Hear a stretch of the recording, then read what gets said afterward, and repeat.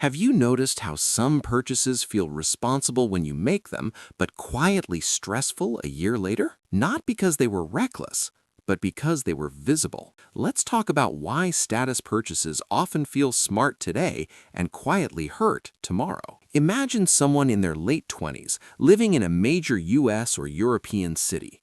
They're not struggling, they're doing fine. They earn around $78,000 a year in the US, or roughly 58,000 euros in Europe. After taxes and social contributions, their take-home pay is about $4,300 a month.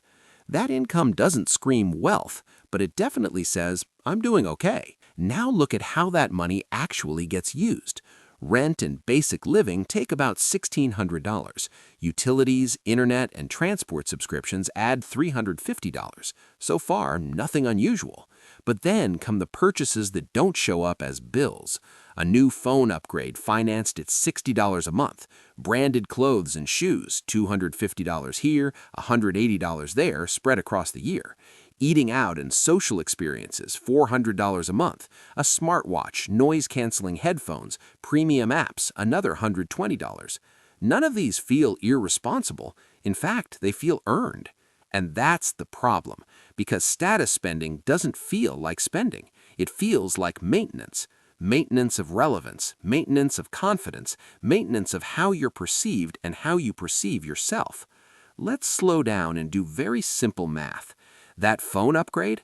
Over 3 years, $2,160. Dining and social spending at $400 a month? That's $4,800 a year. Brand-driven small purchases across a year? Easily $3,000 to $4,000. Quietly, without any single dramatic decision, $10,000 plus per year is going toward things that don't lower stress, increase flexibility, or create future leverage. And here's the key part. Status purchases feel smart today because the benefit is immediate, but the cost is delayed.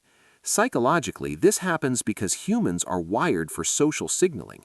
Your brain rewards purchases that improve how you're seen now, not how secure you'll feel later.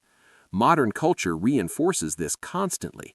You're not buying expensive shoes, you're investing in your image.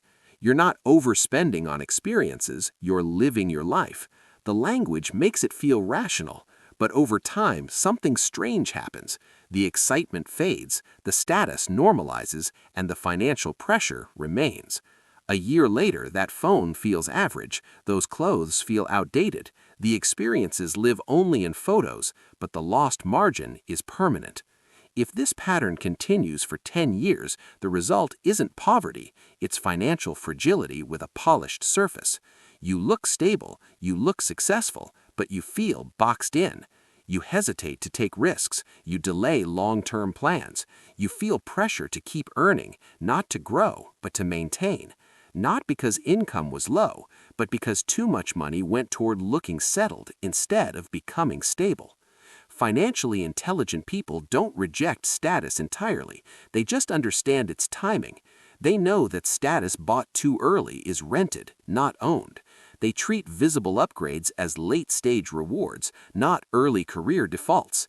They ask a different question, not does this make me look put together, but will this still matter when I want more options? Less stress, more choice, more control. This isn't about guilt or deprivation. It's about realizing that the most expensive purchases aren't flashy ones. They're the ones that delay freedom quietly. When that clicks, money doesn't stop spending, it just becomes intentional. And that's when money starts working with you, not against you. If this helped you see status spending a little more clearly, consider liking the video or subscribing, just for more calm, honest conversations like this.